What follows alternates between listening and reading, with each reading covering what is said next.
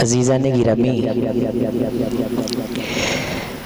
मौजूदा जो हालात हैं आप सबके सामने हैं। इन हालात की मुनासबत से मैं बड़ी मुख्तसर और जामे नसीहत आपके सामने रखूँगा कि जिस तरह हमारा जो गरीब तबका है वो बिजली के बिलों को लेकर खासा परेशान है, और मुल्क जो है इस वक्त उसमें कोई मुस्तकिल हुकूमत नामी कोई चीज़ नहीं है।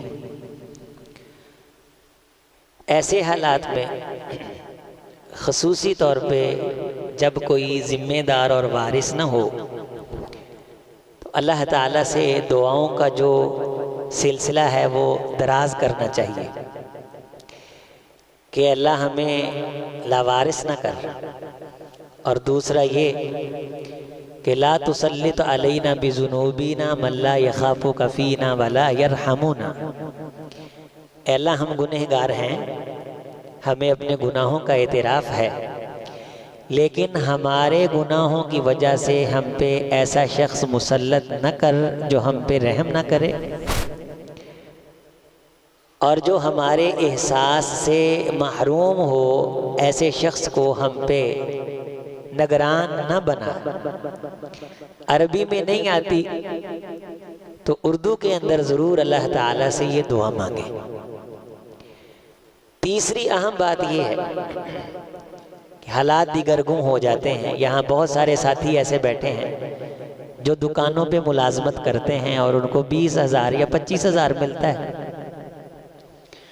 उनके बच्चों का दूध का खर्चा है 6,000 रुपये, उनके बच्चों की फ़ीस है 6,000 रुपये, दुकान पे आने जाने का उनका 9,000 रुपये लग जाता है, दवाई दारू लेते हैं, बिजली का बिल है, तो उनका 25,000 में गुजारा ही नहीं हो सकता। अब ऐसे हालात के अंदर उन्हें परेशानी आती है, डिप्रेशन का शिकार होते हैं, और ख़बरें मरने की भी आ रही हैं कि फ़ुलां ने बच्चों को मार दिया या फ़ुलां ने खुद को फांसी दे ली या कोई गोली खा ली। मेरे अजीज़ भाइयों, आप जितने बैठे हो, मुझे ये बताओ कि मरने से मसाइल हल हो जाते हैं? खुदकुशी का तो वो सोचे जिसका अल्लाह की ज़ात पे ईमान नहीं, आखिरत के जहां पे ईमान नहीं। हम तो इस जहां में आर्जी तौर पे आए हैं, हमने अल्लाह के सामने खड़ा होना है। एक बंदे ने किसी का कर्ज देना है, कर्ज वाला उसे बार बार राब्ता करता है कि कर्ज दो कर्ज दो कर्ज दो, वो नहीं देता, खुदकुशी कर लेता है। क्या कर्ज माफ हो गया? कर्ज माफ हो गया? कर्ज भी सर पे है, उल्टा खुदकुशी करके मजीद वो मुजरम बन गया। अच्छा, बाज खुदकुशी नहीं करते, वो कहते हैं कि अल्लाह करे मैं मर ही जाता। जिंदगी से मायूस हो जाना ये कुफर है, अल्लाह की रहमत से मायूस हो जाना ये कुफर है। गौर फरमाइए, मैं ज्यादा पुरानी बात नहीं करने लगा। आज से 25 साल पहले जब हमारा बचपना था तो हम बिजली के बगैर जीते थे, गुजारा होता था, नहीं होते थे ये एसी। तो हमने हिफज के दौरान भी नहीं देखे थे कि एसी क्या होता है। हम भी बच्चे थे, हमें भी गर्मी लगती थी। बहुत सारी चीजें हमने अपनी जिंदगी में नाजायज शामिल कर ली। नोट फरमाओ मेरे अजीज साथियों, जो बड़े लोग यहाँ बैठे हैं, अगर आप पिज़्ज़े और बर्गर उसी तरह खा रहे हैं ना, तो ये भी कोई अच्छी बात नहीं। आप अपनी रोटी से ना दें, कम से कम पिज़्ज़े के पैसे किसी को दें, अपने बर्गर के पैसे, अपनी दुकान के मुलाजिम की तनख्वाह बढ़ाएं। यार, आपने तो गाहक से वसूल कर लिया है बढ़ा के पैसे। मस्जिदों को चंदा देते थे आज से 10 साल पहले 1,000 रुपया, आज भी 1,000 रुपया, क्योंकि हम ये समझते हैं हमारी जिम्मेदारी नहीं है। अगर हम जिम्मेदारी नहीं समझेंगे, हमारी नस्लों तक दीन नहीं पहुंचेगा, किसी दूसरे का नुकसान नहीं होगा, हमारी नस्लें बेदीन रहेंगी। मौलवी साहब की तनख्वाह आज से 10 साल पहले भी 20,000 थी, 5 साल पहले भी 20,000 थी, आज भी 20,000 है, जबकि आज से 5 साल पहले 2,000 रुपए की जो चीज आती थी अब 8,000 रुपए में भी वो चीजें नहीं आती। क्या हमने सोचा है इस मजदूर तबके के अकेली हुकूमत जालिम है? जहां तक बस चलता है हम भी जुल्म करते हैं, जहां तक बस चलता है हम भी ज्यादती करते हैं। जो नौकर है वो नीयत से काम करने के लिए तैयार नहीं है और मालिक उसको उजरत देने के लिए तैयार नहीं। तो मुझे बताओ हालात किस तरह साजगार होंगे? आप सारे साथी मुझे जवाब दो, क्या इन दिनों में जो सूरत हाल है हमारे इस्तिग़फ़ार के अंदर कोई इजाफा हुआ? हम रातों को जाके हमने अल्लाह के सामने ये कहा, अल्लाह इन जालिमों से हमारी जान छुड़ा दे। अल्लाह ये कौन से दरिंदे हम पे मुसल्लत हो गए? इतना जिम्मेदार मुल्क, इतनी पढ़ी लिखी इसमें कौम, इतने बच्चे, इतनी मादनियात। इन्होंने IMF से कर्ज लिया, उस कर्ज से क्या किया इन्होंने? सूद पे पैसे लेके अय्याशियां करके रोटियां उड़ा के कोई बरतानिया जा बैठा है, कोई कहीं जा बैठा है, और आप ही होंगे जो इन सियासी दरिंदों का इस्तेकबाल करेंगे। फुलाना आवे ही आवे, फुलाना आवे ही आवे। ये जो जुल्म हो रहा है, ये जो ज्यादती हो रही है, क्या इसके अंदर हम शरीक नहीं हैं? नोट कर लो, गरीब के एहतिजाज का आपने साथ देना है। ये नहीं कि मैं तो बिल दे सकता हूँ, इज्तिमाई हड़ताल की कॉल आए आप करें। ये जमहूरी मुल्क है, मिंबरों महराब से आपको जो ब्रीफिंग मिलती है वो रियासत से टकराने की नहीं होती, वो अपने हकूक के हासिल करने की होती है। अपने रवैयों पे हम नजरेसानी करें कि कहाँ तक हम जुल्म कर रहे हैं। हमारे बच्चे जो अय्याशी कर रहे हैं उनकी अय्याशी को जरा कम कर दें। जो बिला वजह दावतें हम उड़ा रहे हैं उनमें कमी ले आए। ये जो मसाइल हैं, तकलीफ के वक्त किसी के काम आना आसानी के वक्त काम आने से हजारों गुना अफजल है। इन दिनों में आप किसी के काम आते हैं। कितने मजबूर लोग हैं दवाई लेने के लिए बैठे हुए, लेकिन हम उसी तरह के KFC और मैकडॉनल्ड उड़ाते रहे रोजाना की बुनियाद पे। तो मेरे अजीज भाइयों, क्या हमें अपने इन रवैयों पे गौर नहीं करनी चाहिए? सूद पूरी ममलकत के सर पे एक सांप बन के खड़ा है। क्या इस सूद से, इसकी लानत से बचने के लिए हम और कुछ नहीं कर सकते? हमें दुआ नहीं करनी चाहिए? क्या हम सब ये नहीं कहते रहे कि शहबाज शरीफ IMF प्रोग्राम लेने में कामयाब हो गया? सारे ये कहते रहे ना। ये IMF प्रोग्राम क्या है? सूद पे पैसे, सूद पे कर्जा, और सूद अल्लाह से लाने जंग है। अल्लाह से जंग करने में कामयाब हो गया, नाउज़ुबिल्लाह। ये कामयाबी, ये कितने गलत जुमले, ये कुरान मजीद के खिलाफ जुमले। फ़अज़नु बिहर्बिन मिनल्लाहि व रसूली। लोगों बाज आ जाओ, अगर तुम सूद से ना रुके तो सुनो कि तुम अल ऐलान ये बात कह रहे हो कि हम अल्लाह के खिलाफ लड़ने के लिए मैदान में उतर चुके हैं। जो अल्लाह से लड़ता है वो किसी मैदान में कामयाब नहीं होता। हमारी यहूदियों ने अल्लाह से तो लड़ाई करवाई हुई है। सियासत के मैदान में हम तब्दीली लाने के लिए तैयार ही नहीं है।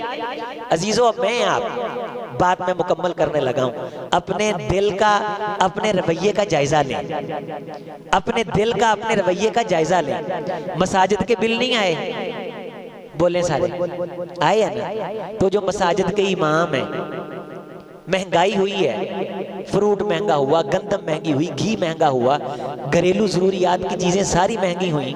यहाँ कितने सारे साथियों की मैं चेहरों से जानता हूँ, अल्लाह इनके मालो जान में बरकत दे, जो मसाजिद की इंतजामिया है। कितनी तनख्वाह बढ़ाई है आपने? क्या देते हैं हम? क्या अगर हुकूमत जुल्म कर रही है, वाबड़ा जुल्म कर रहा है, गौर फरमाएं, तो क्या हमसे ये ज्यादती तो नहीं कहीं हो रही है? अगर हम किसी का क़यामत के दिन गिरेबान पकड़ेंगे, जरा आज के दर्स में तवज्जो कर लेना। या तो जिम्मेदारी ना ले भाई, मैंने सदारत सदूरत मस्जिद की नहीं करनी, ठीक है? अगर आप सदारत, अमारत, नजामत कर रहे हैं, वल्लाहि लाज़िम आप रिस्पॉन्सिबल हैं।